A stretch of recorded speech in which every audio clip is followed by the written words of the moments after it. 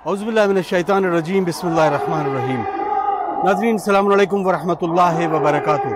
मैं अतर काज़मी और इस वक्त शहर अज़ा लखनऊ हिंदुस्तान से बराह रास्त नशरियात के हवाले से आज इस इमाम बारगाह छोटा इमाम बाड़ा से जो 7वें इमाम इमाम मूसा काज़िम अलैहिस्सलाम की यौम शहादत के मौके पर जो जुलूस बरामद हुआ उसके ज़रिए और अपनी तमाम तर मनाजिर आपकी खिदमत में पेश करने की सआदत हासिल कर रहा हूँ।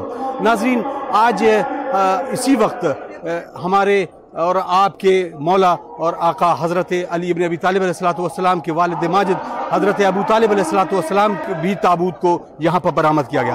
आपके कुछ मनाजिर के साथ हम आपसे रूबरू होंगे और इस तरीके से कि यहाँ पर बहुत दिनों के बाद कोविड के बाद जिस तरीके के लम्हात और हालात बने थे उसके बाद ये पहला ऐसा मौका है कि जो हज़ारों की तादाद में लोग यहाँ पर आए अपने और आका और मौला को नजरान अकीदत पेश करने के लिए।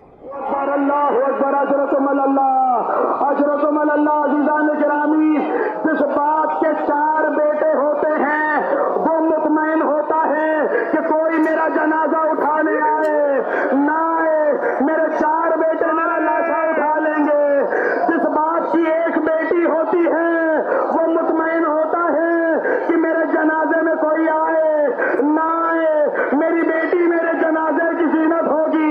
मगर हाय मेरा 7वां इमाम जिसके 1 2 नहीं 18 बेटे थे, 1 2 नहीं 19 बेटियां थी, मगर जनाजा उठाने के लिए न कोई बेटा आ पाया, न रोने के लिए कोई बेटी आ पाई। मासूम कौन को बरसाती थे परोसीना पीट के रोइए, दिल पे हाथ रख के बताइए जिस शिया का इमाम 14 साल से कैद खाने में मुक़य्यद हो वो सवाल करेगा भी तो क्या करेगा, वो इमाम से पूछेगा भी तो क्या पूछेगा। एक सवाल किया, मौला आप कब रिहा होने वाले हैं, मौला हम आपकी कब ज़ियारत कर पाएंगे।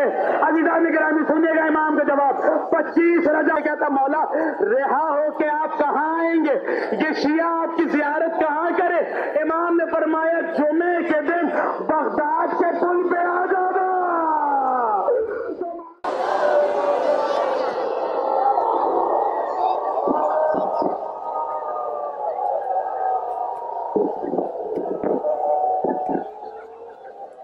बिस्मिल्लाहिर्रहमानिर्रहीम।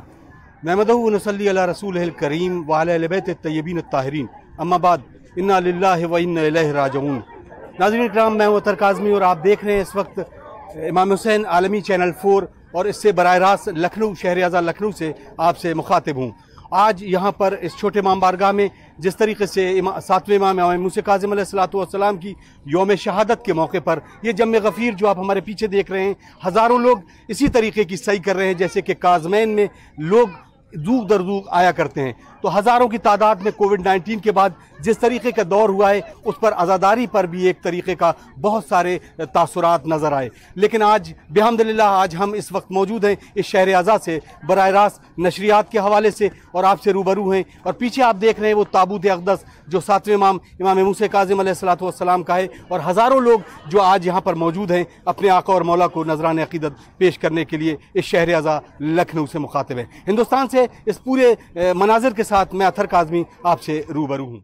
आप ये देख सकते हैं ये जो ताबूत मुक़द्दस यहाँ से निकल कर अपने मंजिल की तरफ जा रहा है। इस वक्त इस छोटे इमाम बारगाह से ये बराह रास्त नशरियात जो आपके हवाले में पेश कर रहा हूँ, ये आप देख सकते हैं बहुत यहाँ पर जो पीछे जो ताबूत है वो भी यहाँ पर आ रहा है। इमाम मूसा काज़िम को जो पूरा मंजर है करबला के वो बगदाद के उस पुल का मंजर जो यहाँ छोटे इमाम बड़े हिंदुस्तान पर ये दिखाया जा रहा है। तो हम बात कर रहे थे, बहुत हम कोशिश करेंगे उन लोगों से भी बात करने के लिए जो यहाँ पर मौजूद है।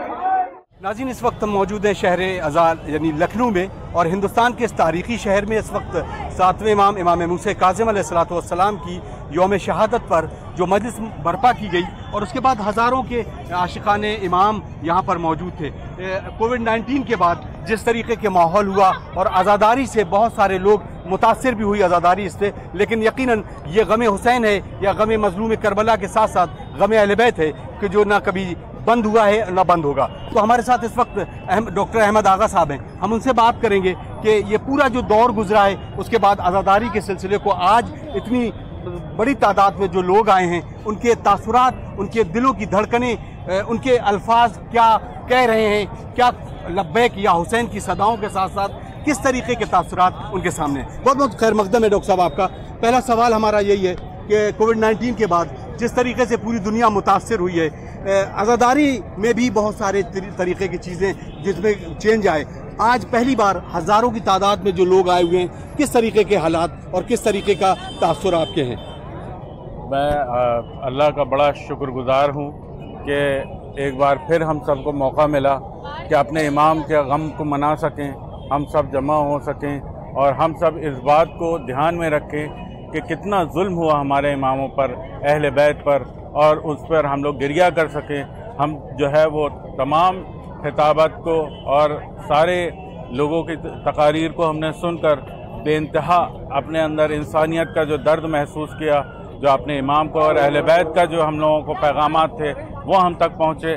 और ये अल्लाह का बड़ा करम है, ये अल्लाह का बड़ा शुक्र है कि जो है वो फिर ये एक ऐसा दौर आया है कि जो है वो कोरोना की वबा कुछ कम हुई तो हम लोग यहाँ पे जमा होकर इस चीज़ से जो है वो फ़ायदा उठा पा रहे हैं। और मेरी अल्लाह ताला से दुआ थी, आज भी हमने दुआ की कि जो है जल्द से जल्द ये बीमारी ख़त्म हो जाए ताकि आने वाले अज़ा के अय्याम को हम अच्छे तरह से मना सकें, तालीमात दीनी हासिल कर सकें और अपने इमाम को गरिया भी कर सकें।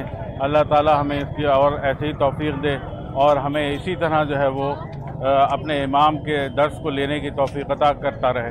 बहुत बहुत शुक्रिया।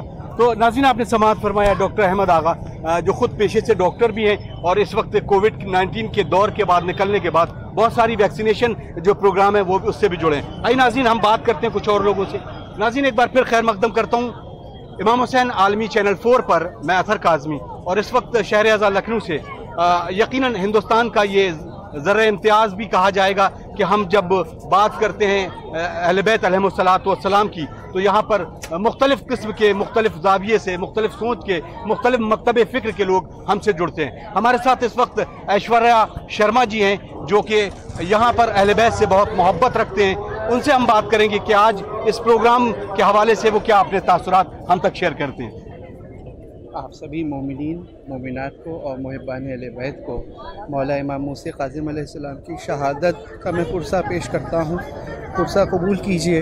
बीबी सैयदा सलामुन अलैहा को, 13 मासूमीन अलैहिस्सलाम को, बीबी मासूमा क़ुम सलामुन अलैहा को, मौला इमाम रज़ा अलैहिस्सलाम को मैं मौला इमाम मूसा काज़िम अलैहिस्सलाम की शहादत का पुरसा पेश करता हूँ। मौला इमाम ज़माना अलैहिस्सलाम को मैं मौला इमाम मूसा काज़िम अलैहिस्सलाम की शहादत का पुरसा पेश करता हूँ।